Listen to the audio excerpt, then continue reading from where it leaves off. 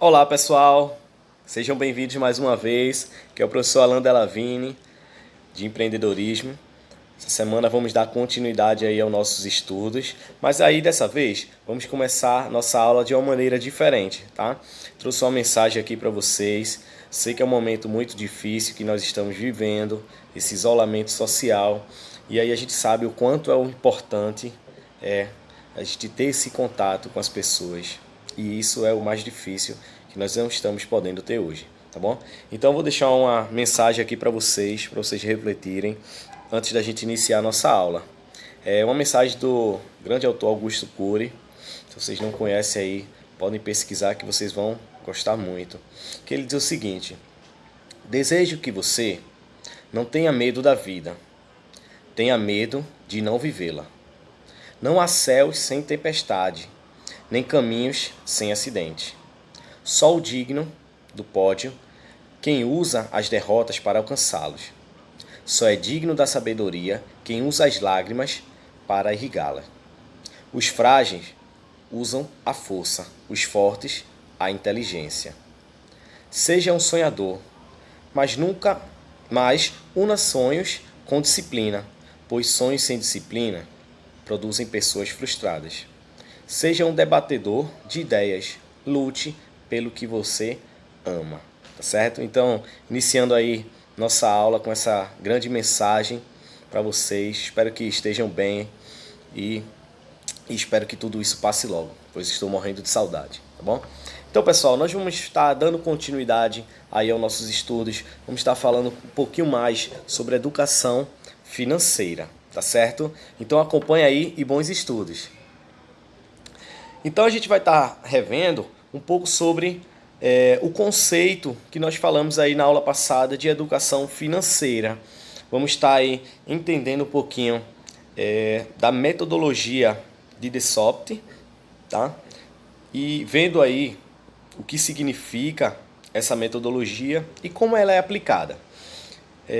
Vamos falar também sobre a família moderna. Vamos ver aí o que foi que mudou. Como se fala de família moderna? O que quer dizer isso? O que é que mudou? Será que é outro modelo de família? Então nós vamos estar fazendo esse questionamento aí, respondendo a esses questionamentos ao decorrer da nossa aula, tá bom? Então, vamos lá.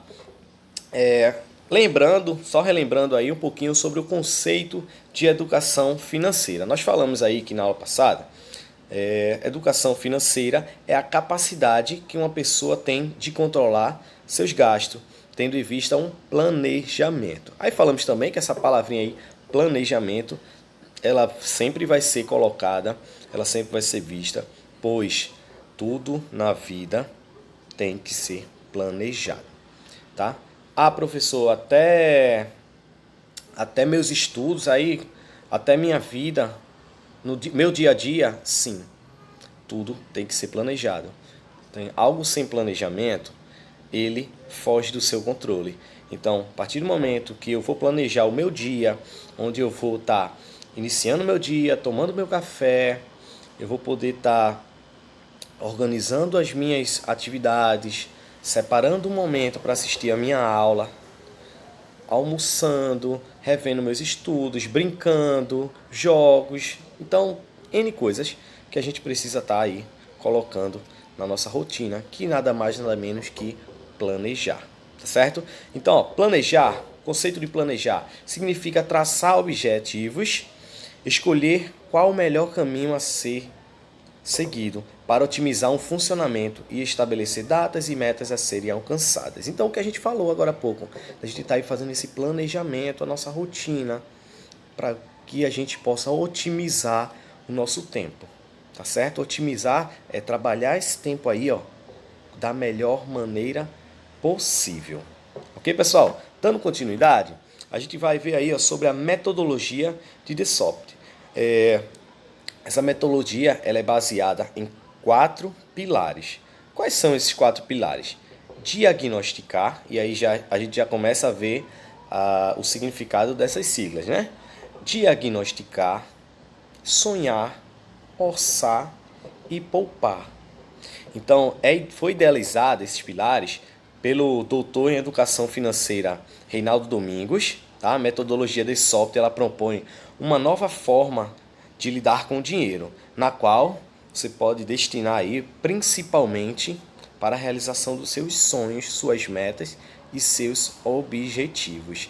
Então a gente viu aí que dentro desses 4 pilares tem uma palavrinha ali que é sonhar. Aí muita gente fala, sonhar, professor? Sim, nós precisamos sonhar para que possamos nos planejar para organizar isso aí, ó, para que realize, para que aconteça esse sonho, tá? Então, falamos aí dessa metodologia: diagnosticar, sonhar, ousar e poupar. A gente vai estar vendo aí, seguindo a nossa aula, cada pilar desse, tá certo? Descrito aí por Rinaldo Domingos. Então a gente começa com diagnosticar. O que é fazer esse diagnóstico? A gente escuta muito isso quando a gente vai ao hospital. O médico ele faz um diagnóstico. Ele vai diagnosticar uma doença. E o que é diagnosticar? Fazer um diagnóstico. Identificar, indicar, determinar, detectar e descrever. Então ele vai estar observando, analisando, para poder dizer o que é. Então, diagnosticar, nós vamos estar observando. Vamos colocar um exemplo aí na nossa família. Então, analisar o dinheiro que entra e que sai através dos gastos. Nós estamos fazendo um diagnóstico. Internet, luz, água, supermercado, material escolar, entre outros, tá certo? Outras aí despesas que nós temos no nosso dia a dia. Então, a gente está fazendo aí um diagnóstico, estamos analisando quanto estamos gastando aí durante o mês, por exemplo. Então, diagnosticar é isso: identificar, determinar, detectar, descrever, tá bom? Então a gente pode fazer esse diagnóstico aí dos nossos gastos mensais ou anuais, enfim. Seguindo, nós temos outro aí pilar, que é sonhar. Pode ser definido como imaginar, desejar algo que ainda não se tem.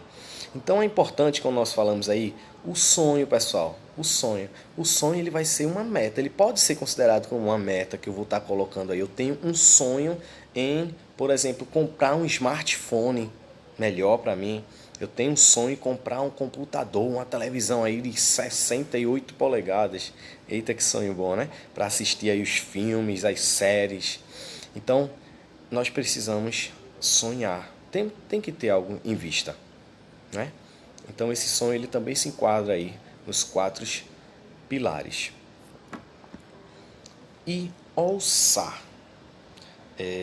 Acredito que vocês já devem ter escutado essa palavra, tá certo? E ousar é nós calcularmos, avaliarmos, fazer a estimativa ou orçamento de algo, tá certo? Vamos orçar. A palavra já vem dando um sentido aí de orçamento, né? Vamos estar fazendo um orçamento de gastos, tá certo? Vou fazer um orçamento, vou orçar para poder realizar uma... como é que se diz? Vou estar fazendo... fugiu até a palavrinha agora, mas aí a gente vai estar fazendo, vamos orçar, fazer uma reforma na nossa casa, por exemplo. Então, isso é orçar, calcular, avaliar, fazer a estimativa ou orçamento de algo, certo? Então aí, temos aí a última, né?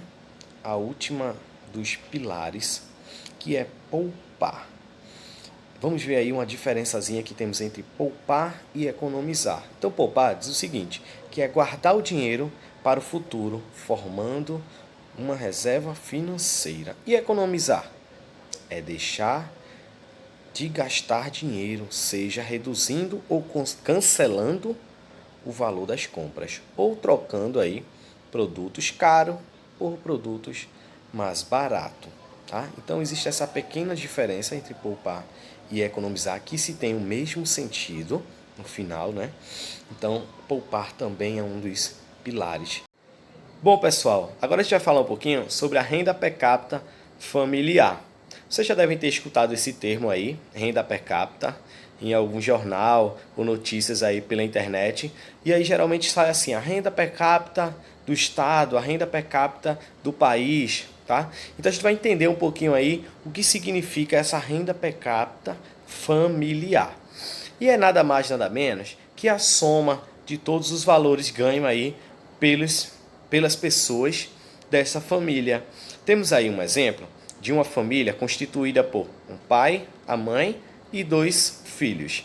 Então nós temos aí como salários da mãe de R$ 1.800. Já esse pai, ele ganha o valor de 1.200. Logo, seus filhos vão ganhar zero, pois são de menores, ainda não têm uma renda, tá? Então, fazendo a soma aí desses salários, nós vamos obter um total de R$ 4.000, juntando o salário do pai mais o salário da mãe. E a gente vai estar dividindo pela quantidade de pessoas dessa família.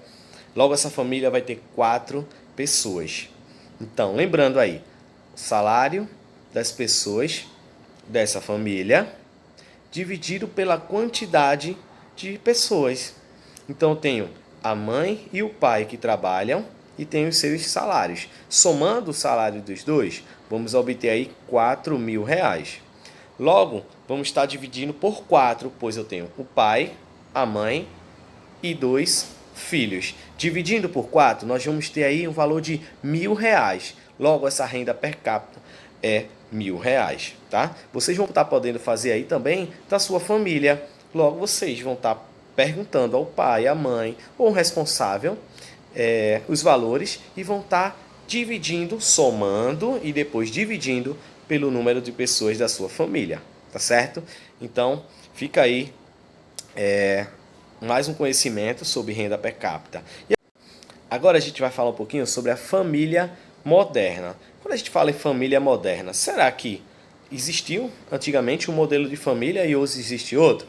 E aí a gente vai estar vendo justamente isso, tá? Quando a gente fala de famílias modernas, as famílias inicialmente, precisamos entender aí o que são as famílias antigas. Era considerado família, né? O modelo de família quando nós tínhamos os membros, o pai, a mãe e os filhos.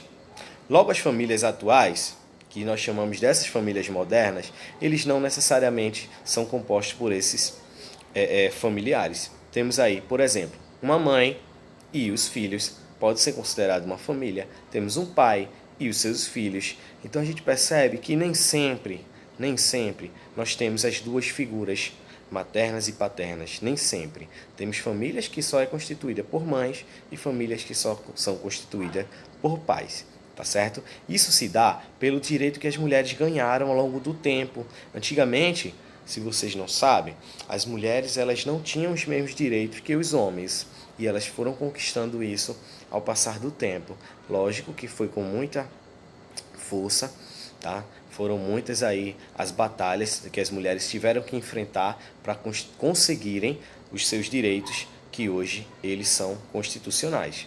Então, nós vemos que as mulheres elas passaram a trabalhar e ter as suas rendas, como antigamente elas eram dependentes dos seus maridos, onde o modelo de família é o marido sairia para trabalhar e a esposa cuidaria dos filhos. Logo, esse modelo ele já foi quebrado. Nós temos várias famílias hoje que a mãe ela trabalha, ela sai de casa e tem o seu emprego formal e os maridos aí eles cuidam dos filhos, tá?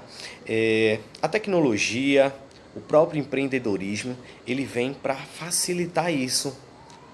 Existem vários modelos de família que os pais eles trabalham fora, tá? No caso aí, a mãe, ela trabalha fora e o pai trabalha em casa, onde essa mãe, ela tem um emprego formal fora de casa, dentro da empresa, e o pai, ele trabalha em casa. E logo, o pai, ele vai fazer esse papel de estar cuidando aí também dos filhos. Então, a gente percebe que houve uma mudança aí nas famílias antigas e as famílias atuais. E essas famílias atuais são consideradas famílias modernas, tá certo? Então, acredito que vocês tenham entendido, tá certo, gente? revisem o nosso material, pesquisem mais sobre o conteúdo, tem muita coisa aí para vocês estarem pesquisando, tá certo? Eu espero que vocês tenham gostado. Eu vou estar encerrando por aqui, mas na próxima semana eu estou junto com vocês novamente.